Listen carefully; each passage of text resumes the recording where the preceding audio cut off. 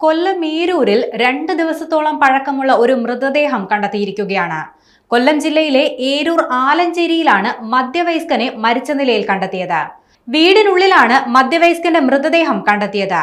ആലഞ്ചേരി വൈഷ്ണവത്തിൽ ഉദയകുമാർ എന്ന 51-കാരനെയാണ് മരിച്ച നിലയിൽ കണ്ടെത്തിയത്. വീട്ടിനുള്ളിൽ രക്തത്തിൽ കുളിച്ച നിലയിലായിരുന്നു മൃതദേഹം. വീട്ടുകാരുമായി പിണങ്ങി ഏറെ നാളായി ഉദയകുമാർ ഒറ്റയ്ക്കാണ് ഈ വീട്ടിൽ കഴിഞ്ഞിരുന്നത്.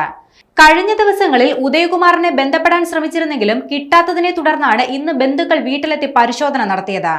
തുടർന്നാണ് കിടപ്പുമുറിയിൽ നിന്നും മൃതദേഹം കണ്ടെത്തിയത്. ഉദയകുമാറിന്റെ മരണത്തിൽ ദുരൂഹതയുണ്ടെന്ന് സംശയിക്കുന്നതായി പോലീസ് വ്യക്തമാക്കുന്നുണ്ട്. വീടിനുള്ളിൽ ഹാളിലും മുറിയിലും ഉൾപ്പെടെ രക്തം കണ്ടെത്തിയിട്ടുണ്ട്. അതിനാൽ തന്നെ ഉദയകുമാറിന്റെ മരണം കൊലപാതകമാണോ എന്ന സംശയം ഉയരുന്നുണ്ട്. മൃതദേഹത്തിന് 2 ദിവസത്തോളം പഴക്കമുണ്ടെന്നാണ് നിഗമനം. നിലവിൽ ഡോഗ് സ്ക്വാഡും ഫോറൻസിക് വിദഗ്ധരും ഉൾപ്പെടെ പരിശോധനകൾ നടത്തുകയാണ്. തുടർന്ന് മൃതദേഹം പാരിപ്പള്ളി മെഡിക്കൽ കോളേജിലേക്ക് മാറ്റും.